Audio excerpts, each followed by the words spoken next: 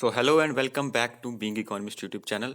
तो जैसा आपको पता है कि आपके जो फाइनेंस अकाउंट असिस्टेंट की एमसीक्यू सीरीज़ है वो कंटिन्यू मैं इस चैनल पे अपलोड कर रहा हूँ। तो आज के जो आपके क्वेश्चंस रहेंगे वो हैं आपके लॉ ऑफ वेरिएबल प्रोपोर्शन से। यहाँ पे मैंने इंक्लूड किए हैं कुछ जो आपके मोस्ट एक्सपेक्टेड क्वेश्चंस हैं लॉ ऑफ वेरिएबल प्रोपोर्शन के टॉपिक से। उनको मैं डिस्कस करूंगा। उससे पहले मैं आपको बता दूं कि बाकी जितने भी एमसीक्यू मैंने आज जितने भी बाकी के टॉपिक्स के अभी तक अपलोड किए हैं वो आपको चैनल पे मिलेंगे। उनके लिंक्स आपको डिस्क्रिप्शन में भी मिल जाएंगे। और अगर आप ये पीडीएफ जो है वो लेना चाहते हैं एमसीक्यूज़ के या जितने भी लेक्चर्स के एमसीक्यू नोट्स हैं वो आपको हमारे टेलीग्राम और इंस्टाग्राम के दोनों ग्रुप्स में मिल जाएंगे, चैनल्स में मिल जाएंगे। दोनों के लिंक्स जो है डिस्क्रिप्शन में है, आप वहाँ जाके जो है इन्हें ईजिली जो है वो अवेल कर सकते हैं। और चैनल आप ज़रूर सब्सक्राइब करें कंटिन्यू एमसीक्यू सीरीज़ के लिए। रेगुलर आपकी एमसीक्यू सीरीज़ जो है हर टॉपिक की एक्सपेक्टेड क्वेश्चंस जो है वो आपको इस चैनल पे मिलेंगे। तो आज का जो पहला क्वेश्चन है लॉ ऑफ वेरिएबल प्रोपोर्शन से, वो आपको यहाँ पे दिख रहा है। क्वेश्चन आपसे पूछा गया है in the first stage of law of variable proportion the total product increase at an. तो आपको पता है कि हमारी थ्री स्टेजेस जो हैं लॉ ऑफ वेरिएबल प्रोपोर्शन की, क्योंकि इसके ऊपर जो लेक्चर है मैंने ऑलरेडी आपको जो है वो पढ़ाया हुआ है, आप वो देख सकते हैं।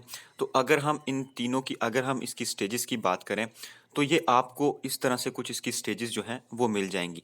ये आपकी फर्स्ट स्टेज है, यहाँ पे आपकी सेकंड और यहाँ पे आपकी थर्ड स्टेज इसकी जो है वो रहती है। ठीक है, तो आपसे पूछा है कि ये जो फर्स्ट स्टेज है लॉ ऑफ वेरिएबल प्रोपोर्शन की, उसमें जो टोटल प्रोडक्ट है यानी टोटल प्रोडक्ट जो है आपका टीपी जो है वो इंक्रीज होता है एट कौन से रेट से जो है वो इंक्रीज होता है। तो इसका आपका राइट आंसर रहेगा, काफ़ी बेसिक क्वेश्चन है ये, स्टार्टिंग के बेसिक क्वेश्चन से मैंने शुरू किया है। तो आपका इसका राइट आंसर रहेगा B option, increasing rate. Total product जो है वो इंक्रीज होता है at increasing rate in the first stage of law variable proportion. Second question पे अगर मैं मूव ऑन करूं तो यहाँ पे आपको सेकंड क्वेश्चन दिखेगा increasing return is applicable because of. देखो, जो आपने फर्स्ट क्वेश्चन अटेम्प्ट किया अभी उसी के रिलेटेड दूसरा क्वेश्चन है। अब हमें ये तो पता है कि फर्स्ट स्टेज जो है वो increasing with the increasing rate होती है। यहाँ पे पूछा है क्यों होती है, उसके काजेज क्या हैं, क्या उसकी एप्लीकेशंस हैं। ठीक है, तो ये इस तरह के जो कंसेप्चुअल बेस्ड क्वेश्चन हैं वो आपसे पूछे जा सकते हैं। तो यहाँ पे आपसे पूछा है कि फर्स्ट स्टेज के जो इंक्रीजिंग रिटर्न आ रहे हैं उसकी एप्लीकेशन क्या है। कहने का मतलब है क्या वो रीजंस हैं, क्या वो काज हैं कि फर्स्ट स्टेज में हमें इंक्रीजिंग रिटर्न्स देखने को मिलता है। ठीक है, इंक्रीजिंग रिटर्न्स में आपको कंफ्यूज नहीं होना है। इट सिंपली मींस कि जो हमारी प्रोडक्शन है वो अभी तक इस तरह से इंक्रीज हो रही है, इस तरह से बढ़ रही है कि अगर उसके साथ में हम और फैक्टर्स ऐड करते जाएंगे तो वो इंक्रीज होगी, ना कि उसका जो मार्जिनल प्रोडक्ट है ना उसमें एमपी यानी जो पर एडिशनल हमारा लेबर रहेगा जिसको हम ऐड करेंगे, जो भी फैक्टर रहेगा उसकी जो प्रोडक्टिविटी है वो डिक्रीज नहीं हो रही बल्कि इंक्रीज हो रही है। ठीक है, यानी ओवरऑल प्रोडक्शन इंक्रीज हो रही है विद द इंक्रीजिंग रेट। तो यहाँ पे आपके कुछ रीजंस जो है वो मेंशन किए गए हैं। फर्स्ट ऑप्शन में आपको दिख रहा है increase efficiency of variable factor. Second option है fuller utilisation of fixed factor. Third है आपका indivisibility of factors and D option है आपका बोथ ए एंड बी। तो इसका राइट आंसर रहेगा आपका D option, both A and B, जिसको मैं आपको एक्सप्लेन करके बताऊंगा कि increase efficiency of variable factor यानी अभी तक जो है आपकी जो फिक्स्ड आपका जो वेरिएबल फैक्टर है, यानी यहाँ पे आपके दो फैक्टर्स रहेंगे, एक फिक्स्ड एक वेरिएबल। फिक्स्ड आपके हम एग्जांपल लेके चलते हैं लैंड की जो कि एक फिक्स्ड फैक्टर है, और वेरिएबल में हम लेके चलते हैं एग्जांपल आपके लेबर की। तो फिक्स्ड फैक्टर के ऊपर अभी हम जो एक लेबर एडिशनल ऐड करते जा रहे हैं वो अभी जो है उसकी एफिशिएंसी इंक्रीज हो रही है। आप जो है ये क्वेश्चन पूछ सकते हैं कि उसकी एफिशिएंसी इंक्रीज अभी क्यों हो रही है। तो इसके पीछे ये रीज़न भी है कि जो आपका फिक्स्ड फैक्टर उस पर लगा है, जिसकी एग्जांपल मैंने लैंड ली है, वो अभी तक जो है फुल्लर यूटिलाइजेशन की तरफ जा रहा है बल्कि अभी फुल्ली यूटिलाइज्ड नहीं हुआ है। यानी अगर फुल्ली यूटिलाइज्ड हो भी गया होगा तो ओवर यूटिलाइज्ड अभी तक नहीं हुआ है, यानी उसके अंदर इतनी कैपेसिटी है, कैरिंग कैपेसिटी के अपने ऊपर और लेबर्स को जो है वो एम्प्लॉय कर सकता है। इसलिए ये दोनों कॉम्बिनेशन जो है, एक तो fuller utilisation of fixed factor, दूसरा increased efficiency of variable factor, they cause the increasing returns of the factor, यानी इसकी वजह से आपके फर्स्ट स्टेज में इंक्रीजिंग रिटर्न्स जो हैं वो आ रहे हैं। तो इस तरह के कंसेप्चुअल क्वेश्चंस पे आपको ज़्यादा फोकस करना है। सेकंड क्वेश्चन जो है आपका मोस्ट इंपॉर्टेंट क्वेश्चन है। इसी तरह से थर्ड जो क्वेश्चन है वो भी आपका कंसेप्चुअल बेस्ड है। यहाँ पे लिखा है law of variable proportion is valid when. ठीक है, यहाँ पे आपको बता रहे हैं कि लॉ ऑफ वेरिएबल प्रोपोर्शन जो है कब वैलिड होगा। यहाँ पे लिखा है ए ऑप्शन में at least one input is fixed and all other inputs keeped variable. ठीक है, कि एटलीस्ट एक जो फैक्टर है हमारा वो क्या हो, इनपुट जो है, यानी जो हम इनपुट लगा रहे हैं जैसे लैंड, लेबर, कैपिटल, एंटरप्रेन्योर, ये जो आपके फोर फैक्टर्स हैं इनमें से एक जो है वो फिक्स्ड हो और बाकी के वेरिएबल हो। सेकंड ऑप्शन में आपको दिख रहा है all factors are kept constant, और थर्ड है आपका all inputs are variable in a same proportion. It means third option हमें क्या बोल रहा है कि जितने भी इनपुट्स हैं उनको हम एक ही रेट में जो है इंक्रीज कर सकते हैं, यानी लैंड भी बढ़ा सकते हैं, लेबर भी बढ़ा सकते हैं। तो ये आपको यहाँ से पता चल जाएगा कि ये थर्ड जो आपका ऑप्शन है ये हमें क्या बता रहा है, ये हमें बता रहा है रिटर्न टू स्केल, यानी जितने भी फैक्टर्स हैं हम चेंज करते हैं जब सभी वेरिएबल होते हैं, कोई भी फिक्स नहीं होता, तो हम एक लॉन्ग रन का लॉ इसमें पढ़ते हैं जिसे हम बोलते हैं रिटर्न्स टू स्केल। ठीक है, तो थर्ड ऑप्शन तो आपका नहीं हो सकता। सेकंड ऑप्शन जो आपको दिख रहा है, अगर सारे हम लेबर्स को, फैक्टर्स को जो है वो कांस्टेंट कर देंगे तो हमारी प्रोडक्शन जो है कैसे होगी। हमें अगर प्रोडक्शन इंक्रीज करनी है तो हमें कोई ना कोई फैक्टर इंक्रीज करना होता है, कोई ना कोई फैक्टर वेरिएबल रखना होता है। लेकिन यहाँ पे लिखा है कि सभी को कांस्टेंट कर देंगे। अगर सभी को कांस्टेंट कर देंगे तो हमारी प्रोडक्शन तो बंद हो जाएगी। इट मीन्स के जीरो प्रोडक्शन होगी, हो भी produce with the all constant factors. ठीक है, इसलिए सेकंड ऑप्शन भी नहीं हो सकता। सो लेफ्ट ऑप्शन है आपका ए। तो एलिमिनेट करके आप जो है इजिली ऑप्शन ए जो है आपका राइट आंसर हो जाएगा। एटलीस्ट वन फैक्टर जो होता है वेरिएबल प्रोपोर्शन में फिक्स्ड रहता है और अदर जो होते हैं वो वेरिएबल रहते हैं। इन फिक्स्ड फैक्टर यहाँ पे हम बोल सकते हैं कि लेबर जो है, सॉरी लैंड जो है वो आपका फिक्स्ड रहेगा, और अदर जो फैक्टर में लेबर जो है वो जो है हमारी वेरिएबल रहेगी। तो ये भी आपका एक कंसेप्चुअल क्वेश्चन था, अच्छा क्वेश्चन था जिसमें से आपको आने के इसके क्वेश्चन के चांसेस हैं। फोर्थ क्वेश्चन यहाँ पे आपको दिख रहा है at the point of inflection. ठीक है, ये क्वेश्चन भी मोस्ट इंपॉर्टेंट है। द मार्जिनल प्रोडक्ट इज, अब आपको ये पता होना चाहिए कि जो पॉइंट ऑफ इन्फ्लेक्शन है ये क्या होता है। तो मैं यहाँ पे अगर आपको एक डायग्राम जो है वो ड्रा करके बताऊं, इस तरह से एक डायग्राम, इसके नीचे मैं अगर दूसरी डायग्राम इस तरह से ड्रा करूं, यहाँ पे हम लेंगे हमारा टोटल प्रोडक्ट। ठीक है, ये रहेगा हमारा टोटल प्रोडक्ट। ठीक है, जो कि firstly increasing with increasing rate है, सेकंड में इंक्रीजिंग विद डिक्रीजिंग रेट है, and at the third stage ये जो टोटल प्रोडक्ट है वो फॉल करेगा। ठीक है, अब फर्स्ट स्टेज के यहाँ से जो ये वाला पॉइंट है ना, यहाँ पे जहाँ पे फर्स्ट स्टेज हमारी जो है वो ओवर होती है, खत्म होती है, ये होता है पॉइंट ऑफ इन्फ्लेक्शन, जिसे मैं पॉइंट ई से डिनोट कर रहा हूँ। ये होता है पॉइंट ऑफ इन्फ्लेक्शन। यहाँ पे आपकी सेकंड स्टेज जहाँ पे ओवर होती है ये, और यहाँ से आपकी थर्ड स्टेज जो है शुरू हो जाती है।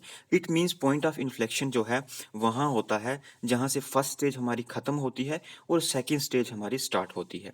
तो अब हमें क्वेश्चन ये पूछा गया है कि पॉइंट ऑफ इन्फ्लेक्शन पे जो इमेज होगी किसकी, किसकी कंडीशन, मार्जिनल प्रोडक्ट की। टोटल प्रोडक्ट तो हमें पता चल गया कि फर्स्ट इंक्रीजिंग खत्म हो रहा है, डिक्रीजिंग शुरू हो रहा है। हमसे पूछा है टोटल प्रोडक्ट की नहीं बल्कि मार्जिनल प्रोडक्ट की क्या कंडीशन है वहां पे जहां पे पॉइंट ऑफ इन्फ्लेक्शन होता है। तो नीचे वाली डायग्राम पे मैं आपको बताऊंगा मार्जिनल प्रोडक्ट के बारे में। तो यहाँ से आप जब ड्रा करेंगे मार्जिनल प्रोडक्ट, तो मार्जिनल प्रोडक्ट जो है आपका इस तरह से बनेगा।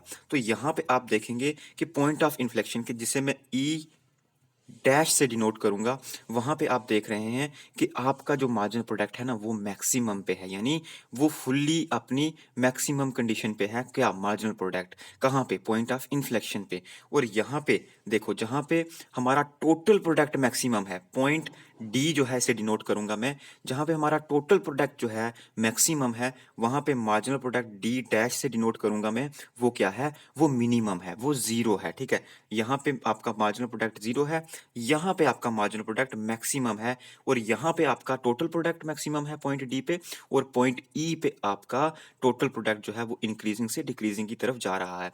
इस डायग्राम को आप अपने माइंड में इस तरह से जो है वो इमेजिन कर लें कि ये वाली पूरा फ्रेम जो है आप अपने माइंड में रखें। यहाँ से डेफिनेटली एक क्वेश्चन जो है ना वो आपको आपके एग्जाम में मिलने वाला है, चाहे वो इन्फ्लेक्शन का हो या टोटल प्रोडक्ट मार्जिनल प्रोडक्ट की कंडीशंस हो, कि कौन सी कहाँ पे किस प्रोडक्ट की क्या कंडीशन है, क्या सिचुएशन है। इसमें से क्वेश्चन आने के 100% चांसेस हैं। सो पॉइंट जो आपका क्वेश्चन नंबर फोर्थ है वो भी आपका मोस्ट इंपॉर्टेंट क्वेश्चन है, और इसका राइट आंसर होगा सी, मैक्सिमम। टोटल प्रोडक्ट क्या होता है, पॉइंट ऑफ इन्फ्लेक्शन पे मैक्सिमम होता है। नेक्स्ट मूव करते हैं नेक्स्ट क्वेश्चन पे। यहाँ पे क्वेश्चन नंबर 5 है, which of the stage is relevant for a firm which aims at maximum economic efficiency in the law of variable proportion. Most important and conceptual question जो है आपको question number 5 दिख रहा होगा, जिसपे लिखा है कि अगर हमें मैक्सिमम इकोनॉमिक एफिशिएंसी चाहिए, आप पूछ सकते हैं ये क्या है, तो मैं आपको बताऊंगा कि इस तरह के कॉम्बिनेशंस जहां पे हमें हमारे जितने भी रिसोर्सेज हैं उन्हें हमने एफिशिएंटली यूज़ किया हुआ है, उन्हें मैक्सिमम जो है हमने उन्हें यूटिलाइज किया है, उन्हें एफिशिएंटली यूटिलाइज किया हुआ है। ठीक है, इसका मतलब है मैक्सिमम इकोनॉमिक एफिशिएंसी। हमें पूछ रहा है कौन सी स्टेज में ये वाली कंडीशन हमें मिलती है लॉ ऑफ वेरिएबल प्रोपोर्शन में। ठीक है, तो लॉ ऑफ वेरिएबल प्रोपोर्शन का वो कौन सी स्टेज है जहां पे हमें इकोनॉमिक की एफिशिएंसी मिलेगी, मैक्सिमम इकोनॉमिक एफिशिएंसी मिलेगी। मैक्सिमम इकोनॉमिक एफिशिएंसी मैंने आपको बता दिया कि जितने अवेलेबल रिसोर्सेज हैं उनको हम इस तरह से यूटिलाइज कर रहे हैं कि अब वो कोई भी जो है वो वेस्ट नहीं हो रहा रिसोर्स, और हमने उन्हें अच्छे से यूटिलाइज कर लिया है।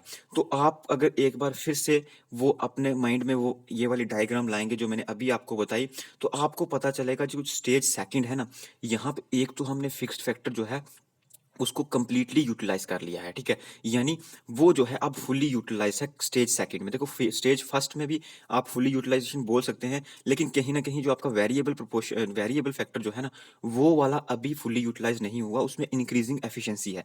लेकिन सेकंड स्टेज में आपकी जो है ना दोनों अच्छे से यूटिलाइज हो जाएंगे, फुल्ली यूटिलाइज हो जाएंगे। और स्टेज सेकंड में अगर आप उस स्टेज के बाद में और ऐड करते हैं उसके ऊपर वेरिएबल, फिर आपका जो प्रोडक्ट है टोटल प्रोडक्ट वो डिक्रीज हो जाएगा। इट मीन्स सेकंड स्टेज जो है ना वो मोस्ट एफिशिएंट है। इकोनॉमिक एफिशिएंसी हमें सेकंड स्टेज में मिलेगी, जहां पे आपको मैक्सिमम यूटिलाइजेशन ऑफ रिसोर्सेज मिल रही है। इस तरह से मिल रही है कि कोई भी रिसोर्स आपका अब जो है वेस्ट नहीं हो रहा, फुल्ली यूटिलाइज हो गया है। सो क्वेश्चन नंबर 5 का आपका आंसर जो रहेगा वो रहेगा स्टेज सेकंड। तो इसको आपने माइंड में रखना है, ये क्वेश्चन भी आपसे पूछा जा सकता है। सिक्स्थ क्वेश्चन जो है वो लिखा है, an organiser will always make.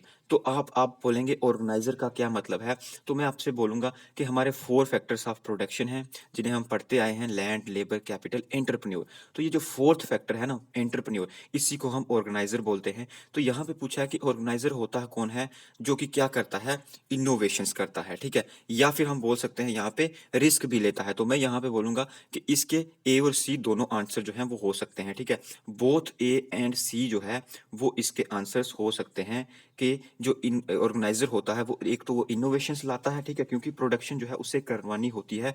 एक तो वो इनोवेशंस लाएगा, किसमें, टेक्नोलॉजीज में ला सकता है इनोवेशन के, कुछ नई टेक्नोलॉजी ले आए। और रिस्क लेता है वो, यानी नए प्रोडक्शन नए इन्वेस्टमेंट के लिए रिस्क लेता है। तो इसका बोथ आंसर हो जाएगा ए एंड सी।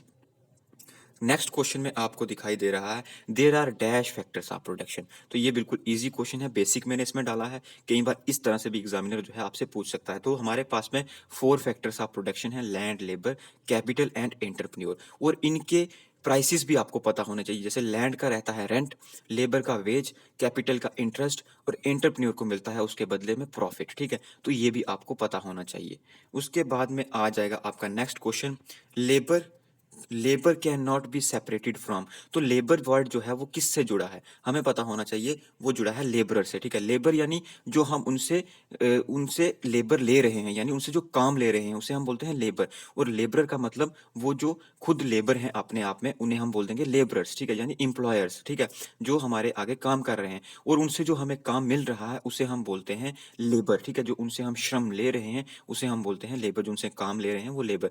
तो लेबर जो है उसे हम सेपरेट नहीं कर सकते, किससे, लेबरर से। ठीक है, इसी तरह से प्रॉफिट को हम ऑर्गेनाइजर या फिर एंटरप्रेन्योर से नहीं कर सकते, और कैपिटल को हम किससे नहीं कर सकते, इंटरेस्ट से नहीं कर सकते, या मशीनरी वगैरह से हम नहीं कर सकते। तो ये आपका क्वेश्चन नंबर 8 था।